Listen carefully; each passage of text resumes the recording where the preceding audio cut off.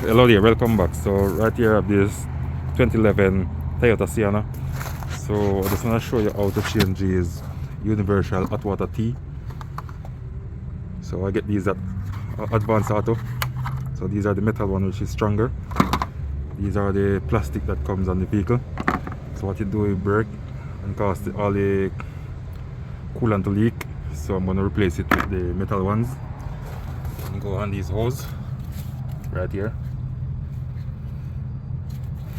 So I'm going to mount the camera and show you guys how to install them.